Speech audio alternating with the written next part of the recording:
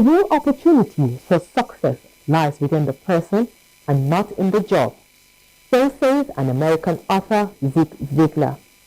This therefore implies that developing skills either for day-to-day living or entrepreneurial skills is crucial for the overall well-being of individuals. With Nigeria's high rate of unemployment and tertiary institutions churning out graduates year in, year out, there are no white-collar jobs for this population of youth. Economic watchsayers say the way out of this precarious situation is entrepreneurship. This will be the focus of discourse on this episode of Frontiers. My name is Frama Pani.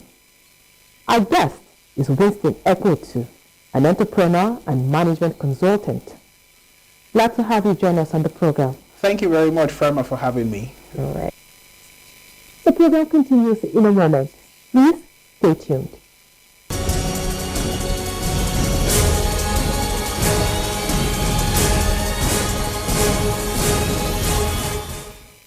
Once more, thank you for joining us on the program Frontiers. Now let's get straight into the business of the day. You are an entrepreneur, like you're a businessman yourself. What are the key elements needed to develop a successful business plan?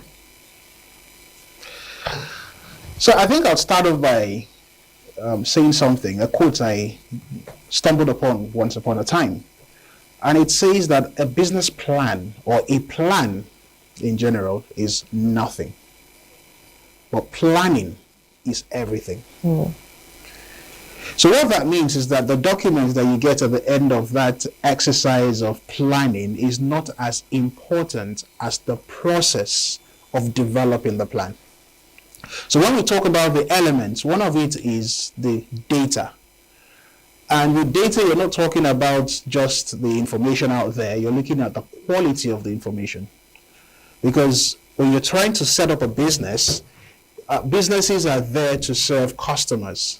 So you want to feel the pulse of the customers. You want to know what they are buying at the moment, what you could do differently, what the people who are currently supplying that market are doing, how you will distinguish yourself from those people, how you will package the product, how you will get it across, how will you manage the stakeholders, the people who will finance the project or the business, the ones who will give you the product on credit. How would you manage those relationships? How would you manage the people that will work for you, the people that will help you? When the conflicts arise between those people, how do you engage them, bring everyone to the table? How would you manage the government agencies when they come? Those are the things that are contained in the business plan.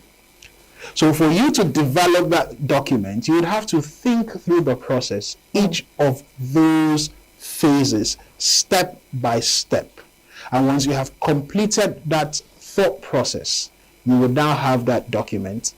Now there are people out there who are specialized or who have specialized and they have crafted for themselves a business around helping people develop these plans. As someone who knows how to do that, when I have someone ask me to develop a plan, the first thing I want to know is what you want to do with that document. Because if it's about having an operational manual for your business, you have to be involved. If it's been developed for you, then you need to study it and internalize it. Otherwise, it becomes a mere document that you may be unable to implement. Tell us the essential skills, an entrepreneur needs to create wealth. Business, you are dealing with human beings. And one critical or one key denominator, the bottom line between human beings, understanding. So the major skill that people need, and I think it forms the basis for others, is communication. It forms a foundation upon which other things like negotiation, other things like conflict resolution, other skills like team building come into play. So that's one leg, the communication aspect. The other one is the leadership. If you have these two things, another aspect of communication is interpersonal communication. It's what also helps you to connect with a customer. There's a popular phrase I think it's in Harvard Business School, I heard that if you can't smile, or it's a Chinese proverb, I beg your pardon, if you can't smile, don't open a shop. So you see, smiling is also one of the very critical elements of interpersonal communication. Getting to connect with people. So you require these skills. And there are a few others out there.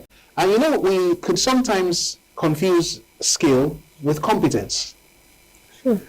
So what we've just talked about now are the skills. When we go into the competencies and the knowledge, then we look at things like financial intelligence, emotional intelligence. These now help you to manage the resources, the financial resources. And I think as we go along the conversation, we may now be talking about the kind of resources. I'm sure there will be something there, and we can shed some light on that. Just maybe share with us how those skills can be developed. So for developing skills, I think one thing is practice. Okay. Another thing is finding people who already practice them, study them, model them, submit yourself to mentorship. Very, very critical. An example with communication and leadership skills, those two, there are several platforms out there to help individuals develop communication and leadership skills. One of them is Toastmasters. It's an international organization that helps people develop communication, public speaking, leadership. And within that, you also learn how to work with people. Once you can bring that into your business, it helps you to manage the resources that are at your disposal, which you multiply to create wealth. Wow. Interesting. Tell us how a potential entrepreneur can identify when should leverage on, strengths to create a successful business or to be successful in a business. So for potential entrepreneurs, I think I could speak for myself. I've had 3 or 4 businesses, if I can remember correctly, in the course of my lifetime. Wow. Some of them are still functional. Some of them went under. But what are the things that have kept me? These things have now formed the core values of my company, Winston and Partners. And I'll mention some of them. Okay. 1, relationships. A handful of people are used to going into relationships for what they can get out of the relationship. But you see, business and entrepreneurship, it's about solving problems. And if you have set out to solve people's problems, it means your thinking is not just about what you can get, but what you can give. So how can you make life better for these individuals, or how can you make life better for people? When you find something that is of concern to people, and you're able to make life better for them in that regard, and people are willing to pay for that, that's either a service or a product, you have already started putting things together to create what will now be a business. Another thing is just focus. So you find that many people are into different things and they're neither here nor there. But when you start off on one course, pursue it with all conviction. But you be ready to change course when necessary.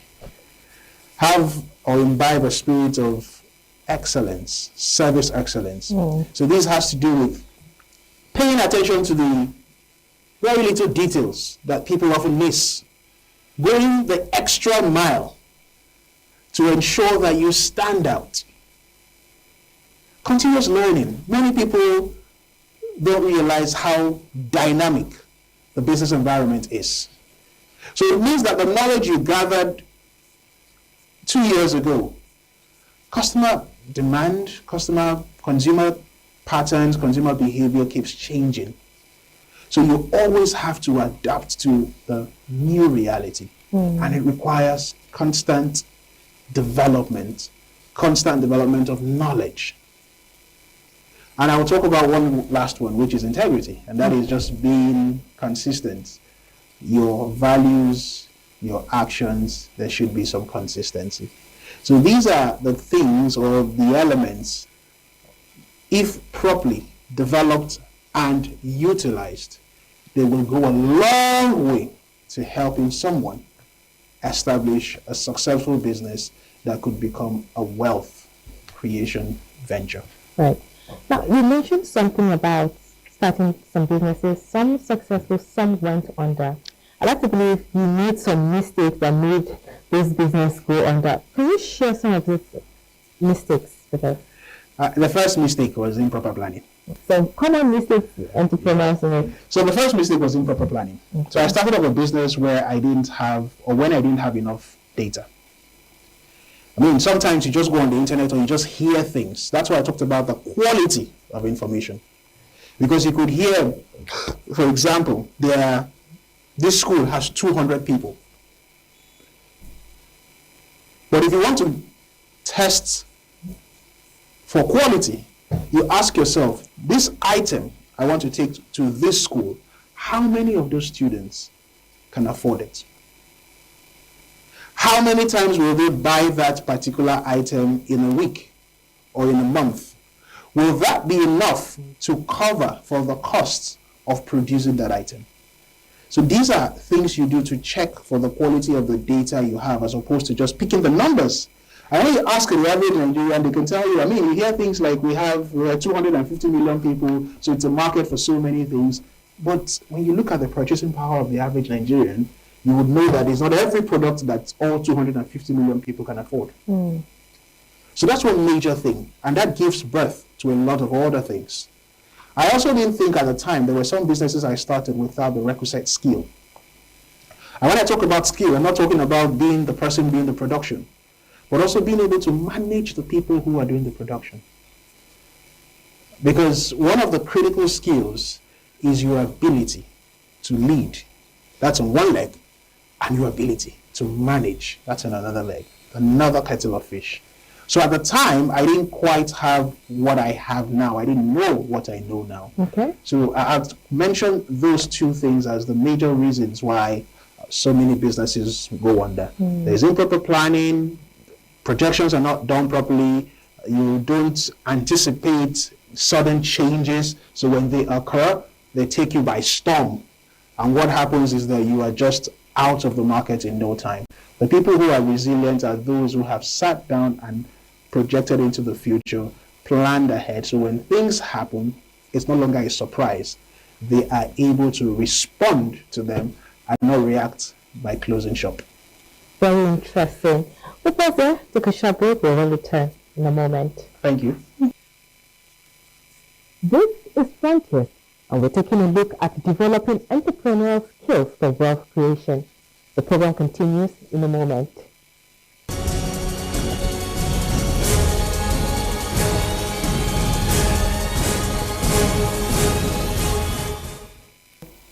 Welcome back.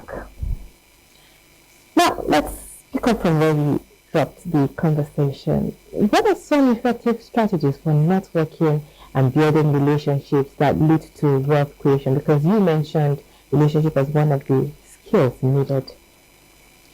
I sat in a class once and someone said something. Everyone in the world is tuned to one radio station, WIIFM. What's in it for me? It came with a laugh, but it's true. Many people want to know their benefits. And as I mentioned earlier, so many people go into relationships with others thinking more about what they are getting from the relationship rather than what they can also contribute to that relationship. So there is a need to always have that win-win mentality and that win-win mindset. So you're going into a relationship with someone, you're asking yourself, what can I do to make this person or make the life of this person better? What can I offer this person? Sometimes it's your company. Sometimes it's a listening ear. Sometimes it's a little gift. But these are the ways. So when you go into an event, it's not just about handing out your business card and saying, hey, I want you to be my mentor. Yeah. But you're going there with a solution. Perhaps you've studied the person, you know what the person does, and you go there with some solution that you're preferring to that person to make that person's life easier. That person now has or sees some value in you. such that whenever you call that you're coming around, the person knows that this is not a pest coming, but this is someone that I can glean or gain something from. Some of the people up there who are the mentors of today, it may seem as though they don't need anything, but even your presence, that little care, that little message, just checking on them, finding out how they're doing, and even asking if there is anything you could do to make life easier. It could be, hey, I know you're quite busy, you have these things to do, I'm available to assist you in this, in typing up something, in proofreading a document. It goes a long way to get them to realize that, okay, and such platforms now provide an opportunity for further conversations that lead to win-win results. Okay. Share with us, please, how can an entrepreneur develop a unique value proposition, that can make the business stand out? There's a lot of competition. Make that business stand out from other competitors. So with the human element in every organization, there are three things. And even in our business, there are three things that we try to work on, three things we try to look out for in every human being that has to work for us. The attitude of the human being, the skills that they possess, the knowledge that they have. Now, if as a business person or as the leader of the business, you have a positive mindset, the author of the book, Compound Effects, defined luck as beyond a function of just opportunity and preparation. It included attitude and taking a decision. So attitude has a very huge role to play in the success or failure of a business. And when you have people, you as the leader having the right attitude, and you've been able to inculcate that into the minds of the people that work with you, it takes your business a notch higher. Attitude in itself is a function of several factors. So there is the value sets that run through the organization, starting with you as the leader, and they form your belief system, the things that, and that's what shapes your attitude. And it further translates into the behavior and culture of the organization. The second is the skill. What are the skills that they possess? I have mentioned some of them. Negotiation skills, communication skills, interpersonal relationship skills, conflict resolution skills, team building skills. These will help you. So I give you an example. A business producing bottled water wants to stand out, and you're looking at quality. You know that for you to get the right filtration mechanism and all those things in place, it requires people who are highly knowledgeable to go through that, to understand the latest trends and the latest technology. And then the people with the skills required to sell the product, to handle the conflicts within the business, to ensure you have the right team. And when they are guided by good set of core values modeled by the leader and the people that has now shaped, or that have shaped their attitude, you would realize that that business in itself will churn out products that are top-notch, and because of the skills and the knowledge the people possess, they would know how best to get these products into the market. With these three things, you can stand out. All right. Can you briefly just share with us some strategies, for building multiple streams of income and achieving financial freedom? Strategies for building multiple streams of income. I think one of them is seeking knowledge. Seeking knowledge. Financial knowledge, to be precise. Okay. Getting to understand basic financial intelligence. It would amaze you that not many people in this part of the world, or not many people generally, understand how to live their lives on a budget. Now, I'm not saying that you should be frugal or you should be mean in your spending, but living your life on a budget is basically tracking your income and expenditure. So you would get to know when the expenditure is outweighing the current income and the need to establish another source of income. And then when you invest in knowledge, you will now understand whether or not you should be an investor in the second stream, or you should be an operator in that stream. Right. Then the third thing is understanding what we call portfolio. And that is knowing that, okay, you could be working in the media and then you know that you need to have businesses in other segments outside the media, or you need to have interests. Assuming, without conceding, that your business, or I beg your pardon, your career has certain restrictions around going into business, for example, those in public service. So having knowledge and then seeking professional guidance will help you to know whether you should go into these multiple streams as an operator, or you should merely be an investor. Now, before I let you go very quickly, the government is doing a lot, to encourage entrepreneurial development, through different policies and programs. What else do you think should be done to encourage this sector? I agree that the government is doing a lot through a plethora of agencies and collaborations with certain private sector individuals. From my personal view, I would say we need to invest more in human capital development. There are loads of, and when I say human capital development, I've been part of an intervention that had a training, and after the training, funds were disbursed. I'm not sure that there were mechanisms outside of recovery of those funds. And when I say outside of recovery of those funds, I'm thinking along the lines of having this recipient paired with a mentor who is guiding them through. Because I tell you, like I said earlier, consumer behavior is changing. Inflation is rising. There are new things in the business today. Now you issue a loan to someone for 5 years. 2 years down the line, there's an inflation that almost wipes off the profits. So if this person doesn't have access to a mentor who could guide them and tell them, okay, we need to rejig the model. There should be a new way of thinking. This person would be unable to repay that loan. So I'd say there's a lot that has to do with human capital development, and it shouldn't be a one-off thing. Perhaps they should consider engaging and partnering with the BDSPs and consultants to see that beyond giving these people the finance to start the business, you are monitoring the business closely, and these people have a go-to resource where when things get rough, you can go and meet someone and say, hey, the profits margins are getting slimmer. What can we do? And the person starts to offload from his or her wealth of experience. Mr. Winston, it has been an absolute pleasure having you tell us about entrepreneurs, business, and businessmen. Thank you so much for coming on the program, Frontiers. Thank you very much, Frema, for having me.